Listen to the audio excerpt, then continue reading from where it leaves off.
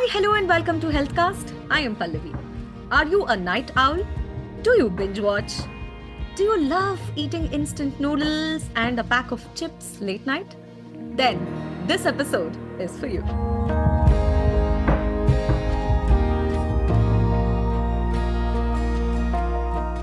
Staying up late always leads to hunger, and these options seem convenient. But these options also increase weight, disrupt sleep, and so many other things. How do we tackle? We speak to Avanti Deshpaande, sports and clinical nutritionist with over 20 plus years of experience, who will help us how to deal with this. Hello, Avanti. Welcome to Healthcast. Hi, pleasure to be here, Pallavi. I'm so excited because the problem that we are talking about is everybody's problem. Yes. People are awake whole night, binge watching, doing so many other things on social media, right? Right. Because of which they get hungry. And the options, midnight is eating instant noodles or going for chips. What do you Yes. have to tell about this? In fact, let me just open by saying, staying awake in the night should be something which is more planned rather than doing it at random. Okay. Because finally, it is going to affect something that is known as your body's circadian rhythm. Okay. Now, what is a body's circadian rhythm? Let me just simplify and answer in easy language so that everybody can understand. Yes, please. So the way we have a clock that ticks as 1, 2, 3, 4, and you have the timings. Our body also has got a body clock. Okay, and usually our body clock functions according to the time of the day. Okay, so now when usually if you have a sleep time of about say 10 to 11 p.m. at night, your body starts preparing you for sleep at around 7 o'clock. That is by releasing the hormone which is known as the melatonin hormone. Okay. Now this ensures that you get a good night's sleep. So what happens is, on an average, when you try to sleep at around say 10 o'clock or 11 o'clock every night, your melatonin starts synthesizing around 7 o'clock in the night time. Okay. And then by 11 o'clock, it reaches its peak where you really start feeling sleepy and then you sleep off. Sometimes, you realize this, that when you get up in the morning, you don't even need an alarm when you have things in place, right? Because every day, if you're waking up at the same time, your body is sort of aligned to it. Why? Because then the melatonin secretion start decreasing in the morning time. Your blood pressure starts increasing. Your hormones start increasing. That is, the cortisol hormone starts increasing, so that you're prepared to get up and you start getting ready and start heading off for the day. We moved on from melatonin to cortisol. Yes. So cortisol is a stress So the hormone. thing is, when we talk about cortisol, it's not always a bad significance of cortisol, because a lot of people feel like cortisol is a stress hormone. Correct. And whenever the cortisol synthesis should not happen at all. It will never happen that way. Cortisol is going to get synthesized in the body because, that is some hormone, that is one hormone which puts you up into a full wake cycle. That means you're alert, you're energetic, you're able to take on to the day. So that is the role of cortisol in significant amounts which is required. Okay. So if you sleep at the same time every day, round about the same time every day, and if you wake up at the same time every day, all the body's systems, that is the digestion, the absorption, the assimilation, probably the excretion, all are aligned. Okay. Now, I wouldn't say in today's world, it is not going to happen that you're always going to sleep at the same time and wake up at the same Not time. possible. It's never going to happen. True. But it always makes sense to time it. Okay. It should not be random, because what is happening is, when we are young, okay, you have youngsters, you have really teenagers who are doing all this, and probably they manage to do it pretty well because age is on their side. But as you start aging, this thing starts catching up. And it is not, okay, now I've started aging, so now I need to be more specific with my sleep and wake up routine. No.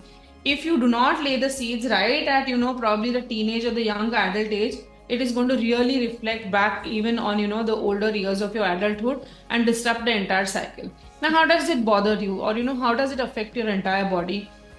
First of all, you do not sleep on time. So you're not fresh in the morning. You're not fresh in the morning. You're not able to take on to the day the way you want to take on. Probably, your even cognitive health. That is what your attention span is affected. Your mood is affected. You're irritable. You're angry because you've not slept well.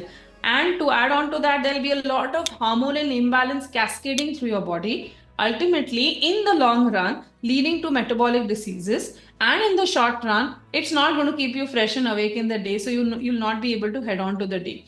So plan your staying awake, probably, giving yourself chance, like one Saturday, I'm going to just, stay late in the night, do whatever you want. Sunday, you get up whatever time you want. But Monday through generally Saturday or Friday, I would say, okay, just try to align your system in such a way so that you start getting the benefits of, enjoying it and, being in moderation. So, everything is well sorted out and in moderation. That really makes sense. Next question is leading to our binging only, right? Yes. Late night, we crave for something really, junk. Basically, it's only junk. Yes. Late night binging also is celebrated on social media so much that if you look at someone's status, you will feel like even I want to eat now. Yes. That's as tempting and it's celebrated.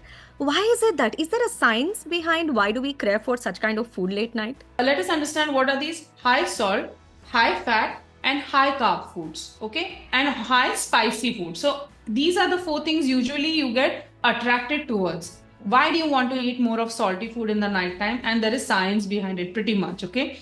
So basically what happens is when you're awake in the nighttime, okay? Now a lot of people not only binge watching, a lot of people are also studying right now, considering that, there'll be a lot of students also who are listening to this. So Okay. now the first thing that I told you is your sleep is getting deprived, it is getting compromised somewhere. That is the first thing that is happening, okay? So there is lack of sleep.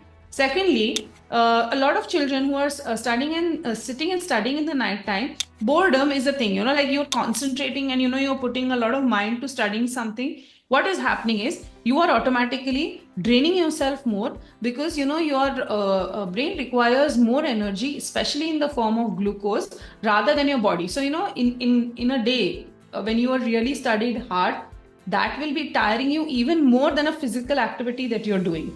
Okay. Now all these three things, okay, like, boredom, lack of sleep, okay, and just staying awake in the night time. Then what happens is your body is trying to look for some rewards, okay, and the reward system in your body is through the dopamine release, okay, and these high salty, high fatty, and high carbohydrate foods are something that help you to release dopamine in the brain because, it is a feel good factor. Right? So these foods are specifically designed in such a way that they are going to release your feel good hormones and they're going to make you feel more happy and you are going to feel better about yourself. Your mood is going to get better. You are going to feel extremely elated, and then that is what happens when you are going to indulge into these foods. So this is the reason why even like fast food companies have made it a point to increase the salt in the food a teeny weeny bit so that it just attracts your palate better, and that releases your dopamine system, feel good system, and you just start feeling better about it. Maybe after you eat that you will feel bad, but when you're eating that you're going to feel extremely good about it because you're happy at that point in time. Now that we spoke about this, if not noodles and chips, what should one go for? A very tricky question, but let me just help you a little, or in the most of my capacity possible. We want a better release of these neurotransmitters, which are the dopamine, okay, you have the serotonin, and the third one is the GABA, okay. Now these are the three which make you feel better, keep your mood better, keep you happier for a longer time, and you're generally stable. The microorganisms in your large intestine are capable of releasing these neurotransmitters. So when you have a good gut health, automatically there is a synthesis of these neurotransmitters which are going to keep you happy, and your mood is going to be better for a longer period of time. Okay. Rather than having dysbiosis, meaning what? The bad bacteria in your gut is on the higher side and the good bacteria are on the lower side. Automatically there is going to be a dysbiosis and your mood is also going to get affected to a large extent because of this, okay. Now we have to make an effort that your gut starts getting healthy. That means these microorganisms should be capable of producing these neurotransmitters. So how do you keep your gut healthy? To keep your gut healthy, very simple. What you have to do is just consume 5 servings of fruits and vegetables in the day. Okay. So apart from giving prebiotics, that is the fiber in the fruits and the vegetables acts as a prebiotic, that is the food for these microorganisms. Fiber is released in the large intestine. Then these microorganisms feed on the fiber, they multiply, they grow, they release certain components and neurotransmitters, which I just mentioned, are a part of that. along with, a host of other good factors that are incorporated because of these microorganisms. Right. Okay. How can you consume that? It can be in the form of a whole fruit. It can be in the form of the salads that you consume in the diet, or it can be in the form of the subsidies that you consume in the diet. Okay. So these all are going to give you good fiber. Along with that, make sure that you're consuming at least 1 glass of buttermilk in the day, or some sort of a probiotic, which is a direct entry of the microorganisms, that is the lactobacilli and the good bacteria, into the large intestine, which is automatically going to release these neurotransmitters later on. Okay. And one very interesting fact which a lot of people do not know, the ghee which we consume in the diet contains short chain fatty acids, and these short chain fatty acids are pretty much required as a nutrient for these microorganisms to multiply.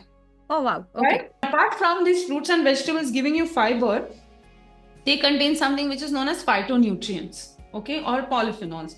Now, these are, these are potent antioxidants. Once they reach the body, they will heal your body. Once your body starts healing, your cycle starts falling into place. You start sleeping on time, you wake up on time, your things happen in time, and then you are much more happier rather than sitting. So basically helping your body heal through the foods is magic, and it works wonders. And I have seen my clients literally in 15 days telling me this difference has happened, and they will also tell me in a month's time there is a positive effect, not only in terms of their sleep, but even in the terms of the skin. The skin starts glowing, dark circles start reducing. Of course, they lose weight because they have put their system back into place. So I feel, weight loss is just a teeny weeny bit of the major change that you're trying to look at the body through food. So one is the release of dopamines through gut health. Yes. And how do I improve gut health is by eating 5 servings of fruits and vegetables. And a probiotic in the form of buttermilk, and making sure that at least 1 tablespoon of ghee is consumed in the diet without fail. So now that you said all these things, sometimes I feel, okay, it's nice to do a podcast like this with Avanti, but let me go for, a packet of chips, or I'll make noodles myself, right? I want my brain to tell, don't go for this, go for this. Is there any suggestion that you want to give me? Okay, if you're feeling this, don't do this. Instead of this, opt for this. So the best thing that you need to do is you need to have, if you're going to be awake in the night time, you ensure that you're having a good night's meal, you're having a good dinner, which is going to be a well-balanced meal before you're going to, binge in the night time. Okay? Meaning it should be more or less balanced. Like it should have fiber, like the way I was mentioning, having vegetables, a salad, then it should have subsidies, then it should have a protein group. In protein, you can include any sort. You can include a dal, you can include non-vegetarian if you're eating. Eat complex carbohydrates in the form of rotis, rice, okay, and include ghee. Then you're eating a full night's meal. A lot of time, even if people are not going to eat a proper meal, and then they are not getting sleep, is also one more thing which is happening, and then they indulge into late night staying awake and not able to get a good sleep. Okay, so ensuring that you're eating well is very, very important. Now, apart from that, one thing is these pre-probiotics are something which is going to just over a period of say a week only, you will start seeing a difference, so you will start sleeping better. So this is what you're going to anyway start doing. Make it a point to include foods which are going to be nutritious also, as well as which are going to be a little higher in the salt content also. Okay. For example, I can include something like salted nuts. I can include something like salted seeds. Okay. I can have something like having a toast with hummus applied on it, or probably I can just have something like cut vegetables kept, and with that I'll have a hummus. Or then if I want to binge, I want to have something sweet, then I just pick up something like a nutrition bar, which is going to just take care of my cravings, or probably just indulge in something like a healthy smoothie in the night time. And with that smoothie, probably I have a little bit of namkeen to go with that. That will still balance out. If you want to eat something, a little bit of junk food, have a little bit of namkeen along with that. That works. But maximum what you're trying to do is you're trying to fill up your stomach with something that is maximum healthy, and clubbing that with this unhealthy food. While you tell all these things, these are just the stopgap arrangement. But the long-term solution is to fix the gut. Yes. Any quick snack or any dish or anything like that which helps in sleeping, Yes, increasing yes, of sleep course. hormone? Yes, of course. So, the natural remedies, if you're trying to look at is, the best is, remember in the olden age, our grannies used to ask us to have hot milk at sleep Correct. time, right? That was nothing like, just because they want us to drink something, but there is tryptophan, which is present in milk, which gets converted to serotonin. And that is what induces a good night's sleep. And that is why, it would make sense to have hot milk in the night time, because it ensures that you get a good night's sleep. Okay. Apart from that, certain things like having chamomile tea calms you, soothes you better, and then you start getting a good night's sleep. So these are the two remedies that are really working wonders for my clients. And the one of the most natural remedies to ensure that you're getting a good night's sleep is exercise. Trying to incorporate some kind of a physical activity which is, tiring your body, and also ensuring that your body is then going to be tired and going to sleep also makes a lot of sense. So, it's seen that a lot of times when you're not sleeping well in the nighttime, including youngsters as well as, young adults or adults, if you do not sleep well, you are going to start falling sick very often. So, the ones who are watching, try to observe. If you are having constant cold and cough reoccurring now and then over and over again, it could be because your immunity is compromised because you've not slept well. So, completing sleep and sleeping well is extremely essential so that, you are going to complete those many hours of sleep. It is a given. There is no compromise on that. One more thing, which I think is very important that people need to understand. There are these two hormones which play a very important role in your appetite control. One is the ghrelin and one is the leptin. Okay. So ghrelin is something which is known as the hunger hormone, meaning whenever you are awake in the night time or you're sleep deprived, this ghrelin hormone starts increasing, which then stimulates your body or tells your body eat more. Okay, because I'm hungry. So this is the hunger hormone which tells you are hungry, now eat something. Okay. Same thing is the leptin. Now leptin is the hormone which usually signals fullness to the body. That means I am feeling full, now I don't want to eat anything more. Okay. But when you're sleep deprived, when you've not had a good night's sleep or when you've slept less, then what happens is this leptin hormone starts decreasing. And once this decrease is there, automatically you start feeling more hungry. And ultimately when these two hormones are disrupted, you are going to end up putting on weight. Okay? Yes. And one very, very important thing I think we missed on that is, I mentioned about the cortisol which is released in the morning time just to wake up your body. But when you awake in the night time and you're sleep deprived, basically your body is wanting to sleep, but you've not given your body enough of sleep. It is going to stimulate this cortisol hormone even more than the quantities that the body can manage. And then this leads to something which is known as an inflammation. Nowadays, inflammation has become very popular. What is inflammation? Inflammation is the body's response to, that is your immune system is getting overstimulated or triggered more every time as a mechanism to protect your body. It's as simple as that if I have to put it in simple language. Okay. So because your body is constantly stimulating cortisol as it is sensing threat. Now what is the threat? Sleep deprivation is the threat to the body, which the body is sensing. I'm not getting sleep. I'm not getting enough of food, the right kind of food that I'm going to consume. I am not going to be able to function properly. I am going to collapse or finish. So then the body's immune system gets triggered, okay, to protect your body. This body protecting mechanism leads to something which is known as inflammation. So now what you have to do, you have to ensure your body that do not let the immune system get stimulated constantly. I will take care of you by the food that I consume. That is the foods that I just mentioned to you. Having 5 servings of fruits and vegetables in the day, okay. Then making sure that you include fruits, that is, especially berries in the diet, which are going to be high in the polyphenols. Make sure that you're trying to have certain herbs like turmeric, which are anti-inflammatory in nature. Ensure that you're having a good support of carbohydrate, proteins, good fats in the diet in form of omega-3 fatty acids, and you're exercising well and sleeping well. When all this starts falling into place, automatically you will see that, your cortisol levels have started dropping. By fixing circadian rhythm, by fixing gut, and you've also given us the quick hacks because fixing gut takes time. So you've shared in a lot of information, Avanti. Thank you for being part of Healthcast. Thank you. Pleasure to be here.